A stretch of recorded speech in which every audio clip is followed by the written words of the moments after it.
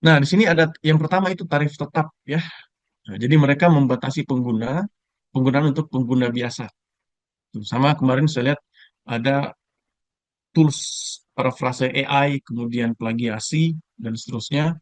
Nah, itu ada penggunaan-penggunaan yang gratisan.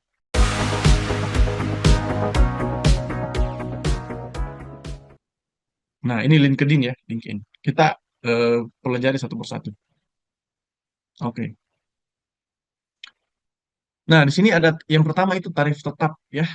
Nah, jadi mereka membatasi penggunaan untuk pengguna biasa. Tuh, sama kemarin saya lihat ada tools parafrase AI, kemudian plagiasi dan seterusnya. Nah, itu ada penggunaan-penggunaan yang gratisan. Oke. Nah, jadi nanti teman-teman semua bisa itu kira-kira seperti apa tarif yang bisa ditetapkan ketika misalnya nanti ada bisnis model yang baru ya. Nah, oke. Nah, jadi di sini misalnya tarif tetap anggaplah biaya tahunan dan biaya bulanan. Oke. Nah, jadi di sini saya mau lihat dulu jenis bisnisnya. eh, Bu Rasida ya, masih bayi. Baru, oh, oke. Desain grafis, hapus akun, pelatihan workshop. Oke, lanjut lagi. Nah, kemudian digitalisasi. Oke, oke. Kemudian ini sudah teman-teman tahu ya. Nah, kemudian di sini ada pendapatan tersembunyi. Pendapatan tersembunyi. Jadi hidden goals. Jadi misalkan pengguna biasa dapat menggunakan platform ini secara gratis. LinkedIn mengintegrasikan iklan bertarget untuk layanan serta lowongan pekerjaan. Nah, mereka mampu menghasilkan pendapatan dari pengguna gratis maupun pengguna premium, gitu ya. Nah, jadi di sini misalnya pendapatan tersembunyi kayak bola ya, kayak sekarang Liga 1 atau Liga apa kan namanya itu ya, saya udah nggak tahu. Nah, mereka itu kan ada sistem sponsorship seperti itu. Jadi dengan banyaknya pelanggan yang eh, atau penonton di sana, mereka mendapatkan pendapatan dari sponsorship, gitu. Nah, ini teman-teman semua bisa juga nanti melakukan ini ya di bisnisnya teman-teman, terutama di bisnis media ya, pendapatan tersembunyi. Nah, kemudian di sini di freemium. Nah, penggunaan regular platform LinkedIn gratis dan ya, namun LinkedIn menawarkan berbagai langganan yang memungkinkan pengguna untuk membuka lebih banyak fungsi atau penggunaan yang lebih intensif. Gitu. Nah, silahkan tulis kira-kira ada nggak yang bisa digratiskan dari jasanya teman-teman. Nah, oke, misalnya di sini ada Kak Rashida, kemudian Bumi Safira, ya. Nah, ada nggak kalau misalnya makanan gratis itu berapa lama kira-kira ya? Dan gratisnya itu apa yang digratiskan? Oke, nah sambil dapat inspirasi nanti tulis aja di kolom komentar ya. Nah, kemudian di sini ada penguncian. Penguncian ini bisa disebut dengan eh, misalnya di kita lihat mungkin ini ya, memiliki beberapa mekanisme untuk menjaga komunikasi dan pertukaran antar pengguna ya. Nah, contohnya gini, pengguna gratis tidak dapat mengirimkan email dalam permintaan kontak awal. Kemudian itu nilai platform bagi pengguna individu tumbuh seiring dengan jaringannya, sehingga meningkatkan hambatan untuk beralih ke jaringan lain. Nah, jadi ini yang sangat penting juga ya, bagaimana kita bisa mengikat karyawan itu, bukan karyawan, mengikat konsumen itu dengan konsep penguncian yang kita miliki, ya, seperti itu. Nah, termasuk misalnya tadi eh, proses berlangganan ya, berlangganan dari Alfa ke Indomaret, nah itu dikunci juga ya. Nah, kemudian manfaatkan data pelanggan, oke? Nah, ini kemarin Gojek, kemudian TikTok dan Tokopedia itu mereka kan memanfaatkan data pelanggan untuk diajukan kepada investor ya, seperti itu. Nah, kita lihat juga di sini kira-kira sekarang nih teman-teman semua, kira-kira data pelanggan ini itu cocok untuk bisnis apa saja gitu. Nah, saya mau tanya eh, Kak Rasida, di sini kan bisnis kesehatan ya. Nah, bisnis kesehatan ini bisa diceritakan nggak, Rosida? Bisnis pelatihan dan workshop kesehatan. Nah, kira-kira dengan data yang dimiliki oleh Kak Rosida, itu bisa nggak bekerja sama dengan provider provider lain untuk memanfaatkan data pelanggan ini? Nah, seperti itu. Kira-kira, Rosida. Nah, atau saya cerita, misalkan ada pelanggan saya, pelanggan laundry ya. Nah, pelanggan laundry saya ini yang sudah ratusan, mungkin sekitar 300 atau 400 orang. Nah, saya manfaatkan data mereka ini untuk saya tawarin menjadi pelanggan depot air minum. Nah, seperti itu. Ya. Nah, contoh tadi misalnya Kak Lalu ya. Di situ kan ada ISP. Bisa Kak Lalu cerita dulu kira-kira yang berlangganan ISP itu dari korporat mana saja atau jenis korporat apa saja Kak Lalu? Saya menyediakan ISP di daerah blank spot, jadi memang terhubung ke individu masyarakat langsung atau rumah, langganan rumahan, bisa Mhm. juga voucheran gitu kan. Jadi Nah, oke bagusnya oke. adalah kita bekerja atau tidak bekerja, tetap ada pemasukan. Oh iya iya. Oke. Nah, jadi begini, kalau dengan dengan data pelanggan yang dimiliki, berarti sebenarnya Kak Lalu bisa bekerja sama dengan vendor lain ya untuk menyediakan apa sih kebutuhan mereka di daerah rural itu. Contoh, misalnya pemasangan apa itu? Listrik, listrik apa itu? Namanya solar cell ya, solar cell. Nah, itu kan bisa bisa kerjasama ya, seperti itu. Nah, Ya, jadi nanti eh, kita perlu mengidentifikasi kebutuhan yang pertama masalah mereka. Tadi masalah mereka kan internet ya, gitu. Nah, kemudian kebutuhan mereka apa lagi? Nah, gitu. Jadi kita mendesain dulu nih kira-kira pelanggan saya ini dia itu masalahnya kan tadi sudah terpecahkan dengan adanya internet. Nah, berarti selain internet, apalagi kebutuhan mereka tadi misalnya listrik atau apapun itu yang bersifat rural ya. Nah, nah kemudian nanti kita kerjasama dengan vendor nih. Oh, ternyata mereka butuh listrik, solar cell. Kemudian mereka butuh misalkan layanan apa lagi ya. Nah, nanti itu kita cari vendor yang bisa kerjasama dengan kita dengan pelanggan yang kita miliki.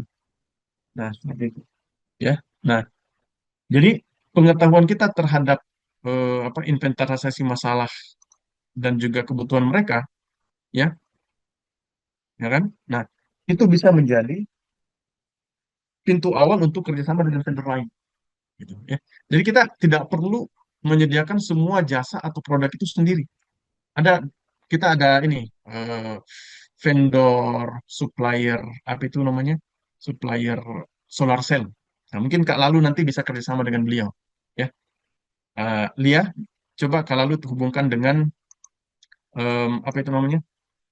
Pak Yuhaprizon, Lia ya. Nah, supaya siapa tahu nanti ada kerjasama untuk pengadaan vendor solar cell, solar panel. Nah, oke, gitu ya. Nah, baru terpikir kan dengan vendor lain selain obat dan kesehatan. Nah, kayak gitu ya. Gitu. Oke, nah itu memanfaatkan data pelanggan. Contoh lagi misalnya Umi Safira, ya.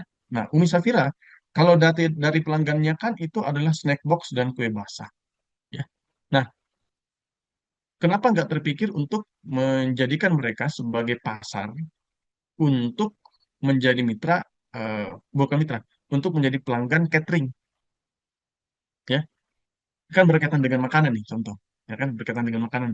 Misalnya, Bu, eh, mau nggak kita menyediakan karena mereka mungkin sibuk ya dengan kerjaan, mau nggak kita sediakan menu ini di hari ini selama seminggu gitu. Seperti itu. Nanti menu itu kita tawarkan ya, kita tawarkan kepada database kita ini, ya kan? Nah, yang kemudian nanti mereka akan memilih dan membayar di depan. Terus bagaimana produksinya? Nah, produksinya kita tawarkan kepada teman kita atau vendor lain yang mereka itu adalah produsen atau yang memasak makanannya. kayak gitu ya. Saya beberapa bulan yang lalu itu bersilaturahmi dengan teman saya di Bandung ya, eh, agak-agak mungkin sekitar 2 kilometer. Dia dekat kampus dan banyak banget kantor di sana gitu. Nah, saya tawarkan kerjasama, bagaimana kita kerjasama, saya yang fokus kepada brandingnya, nanti dia yang memasak sama timnya. Nanti kita ambil aja bagi hasil di situ, atau profit sharing atau revenue sharing, ya kan? Nah, itu kan nanti soal lain lah, ya, gitu ya. Misalnya, jadi manfaatkan data mereka, ya, dengan data yang ini, oh, kayaknya mereka ini butuh tadi, ya kan? Mungkin layanan kue ulang tahun. Jadi misalnya nanti anaknya misalnya kan anggaplah kita punya 200 pelanggan. 200 pelanggan ini atau 300 pelanggan itu kira-kira mereka itu kan anggaplah 4 orang, berarti dalam 1 bulan, dalam 1 tahun paling tidak mereka 4 kali mengadakan ulang tahun. Misalnya gitu kan. Seperti itu. Atau mungkin mereka mengadakan acara-acara di rumahnya yang mereka berbasis pemesanan. Misalnya kalau di kita kan banyak acara-acara syukuran ya, 4 bulanan mungkin 7 bulanan atau akikah dan seterusnya ya, seperti itu. Nah itu bisa eh, menjadikan data mereka untuk kita tawarkan ya. Nah jadi dengan konsep ini teman-teman sebenarnya tidak perlu melakukan semuanya dan memodali semuanya ya. Nah, itulah pentingnya silaturahmi nanti kalau di bisnis. Sehingga kita nanti punya eh, vendor-vendor atau mitra-mitra yang bisa kita percaya tentunya ya untuk memprovide produk atau jasa ini. Nah, seperti itu ya. Nah, misalnya tadi Kak Lalu tuh hari apa nih? Peluang untuk membuka layanan agen briling untuk melayani transaksi. Nah, ini kan bagus juga ya. Gitu. Nah, bisa dieksekusi di sana ya kan, dengan layanan transaksi briling nantinya. Nah, tentunya nanti kita bisa nanti untuk menyampaikan ke mereka itu, ya, layanan transaksi briling ini kan banyak banget di daerah. Nah, apa bedanya dengan yang lain nantinya? Ya, oke. Nah, kemudian di sini ada langganan, sistem langganan ya. Ada secara gratis, kemudian beberapa opsi untuk berlangganan tahunan atau bulanan. Nah, ini juga saya kemarin terpikir untuk misalnya langganan laundry gitu ya, langganan laundry atau membership, atau misalnya langganan air air minum. Nah itu salah satunya juga. Termasuk nanti kita sebenarnya di Business School GMB ini kan ada membership bulanan ya, gitu. Nah kemudian di sini ada pasar dua sisi. Nah pasar dua sisi, konsepnya perekrutan di LinkedIn berfungsi sebagai pasar. Jadi perekrut dalam hal ini perusahaan dan kandidat itu akan saling meningkat nilai tawarnya ya, ya, di platform tersebut. Ya. Contoh kalau kita nanti saya akan jelaskan di Google juga ya, bagaimana pasar dua sisi itu bisa terjadi. Jadi gini, kalau di LinkedIn ini ya, salah satu contohnya, si perekrut ini atau misalnya perusahaan ini untuk bisa mendapatkan pelamar yang berkualitas dan lebih banyak, maka dia harus menjadi member atau membayar sejumlah tertentu sebagai member supaya jalur untuk menjadi kandidat, mencari kandidat yang prospek itu semakin besar. Ya, nah begitu juga kita sebagai sebagai apa itu sebagai kandidat yang mencari pekerjaan. Kalau misalnya kita hanya gratisan ya, kalau saya kemarin masih gratisan tuh, gratisan itu udah ada banyak tawaran ya, beberapa tawaran untuk menjadi trainer lah kemarin-kemarin itu, seperti itu. Nah, gratisan saja banyak, apalagi nanti kita menjadi member di eh, apa LinkedIn ini, gitu ya. Seperti itu. Nah, jadi nanti teman-teman bisa melakukan inventarisasi dulu nih. Oke, nah, mana jasa yang kira-kira bisa kita gratiskan kepada eh, apa namanya kepada pelanggan kita? Nah, mana jasa yang bisa kita jadikan sebagai langganan bulanan? Ya kayak YouTube ya. YouTube itu kan tadi saya jelaskan juga. YouTube itu kan ada yang gratisan, tapi harus pakai iklan, gitu. Jadi kita bisa nonton secara gratis, tapi kita harus melihat iklannya orang ya, sehingga kita terpapar oleh iklan, gitu. Iklan dari produk yang membayar YouTube untuk sampai kepada orang tadi, gitu ya. Nah, jadi teman-teman semua, kalau misalnya kita punya, misalnya gini, kita sudah punya data pelanggan nih, itu sudah punya data pelanggan. Contoh nih, contoh ya. Ah, mana siapa? Umi Syafira, ya kan? Umi Syafira.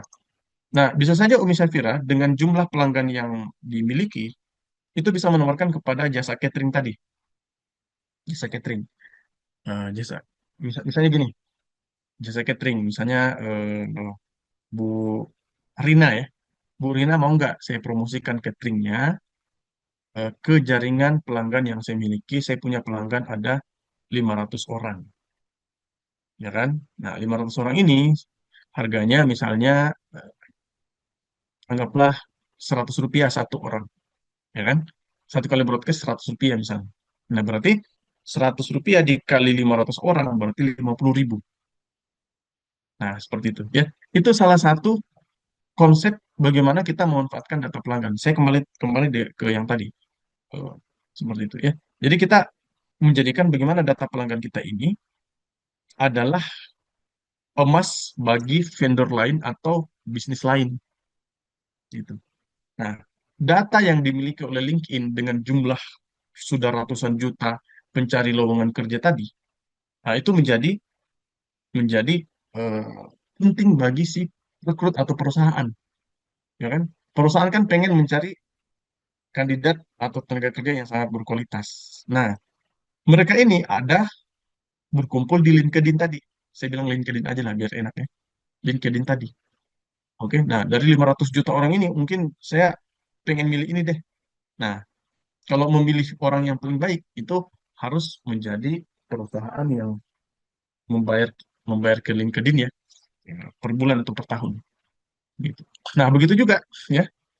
Orang kan dapat pekerjaan, misalnya nih saya lagi butuh, saya seorang MBA, saya itu pengen butuh pekerjaan yang multinasional dan seterusnya, ya kan? Nah, dengan gaji sekian puluh juta atau ratusan juta mungkin dalam satu satu bulan gitu. Nah, saya bisa mendapatkan itu akses untuk masuk atau dicari ya, muncul di pencarian kandidat kalau saya menjadi program membership tadi seperti itu. Ya, jadi saya punya kepentingan kepada LinkedIn karena saya sebagai kandidat. Nah, saya juga sebagai perekrut atau sebagai perusahaan, saya juga punya kepentingan juga ke LinkedIn untuk mencarikan saya orang-orang terbaik. Nah, silakan teman-teman bisa mikir, coba di bisnisnya bisa nggak Anda ini atau bisnis kita ini sebagai eh, penengah, ya kan, antara perekrut dengan kandidat seperti itu. Nah, kita juga di GBS nanti kita itu antar penengah antara mereka yang pencari kerja ya dan juga perekrut. Nah, misalnya nanti kita akan merekomendasikan orang-orang yang sudah belajar di kita untuk mereka bisa belajar ya untuk mereka bisa menjadi mitra mitra kerjanya nanti seperti itu ya. Oke, kemudian di sini ada lagi antar perorangan LinkedIn mengelola dan memelihara platform yang memungkinkan individu dan bisnis untuk terhubung satu sama lain. Nah, itu tadi ya. Oke. Kemudian menggunakan data untuk pemasaran. Jadi kita yang menggunakan data gratisan tadi ya, LinkedIn, kemudian Facebook atau Google ini, data kita ini dimanfaatkan oleh mereka untuk tanda kutip ya, ditawarkan kepada para pemilik bisnis yang karakteristik pelanggan mereka itu ada di LinkedIn tadi, ya, seperti itu. Jadi misalnya ada perusahaan, misalnya Kak Lalu ada ISP ya, kalau Kak Lalu pengen menambah karyawan nih, atau mencari vendor atau mitra. Nah, itu harus berlangganan dulu nih, biar bisa nanti jenis-jenis vendor-vendor yang berkaitan dengan solar panel itu muncul semua di eh, LinkedIn. Nah, seperti itu ya. Jadi, seperti itu konsepnya sekarang. Bagaimana kita bisa menjadi penengah dan kenapa banyak perusahaan-perusahaan yang berbasis pelanggan itu, mereka nilainya sangat mahal. Oke? Nilainya sangat mahal. Kayak Tokopedia, Bukalapak, TikTok, itu kan semua mereka berbasis data pelanggan. Makanya nilainya sangat tinggi. Meskipun mungkin masih merugi ya. Tapi karena mereka punya pelanggan yang sangat besar, sehingga mereka punya kesempatan untuk menjual sebanyak mungkin jenis produk di sana. Oke?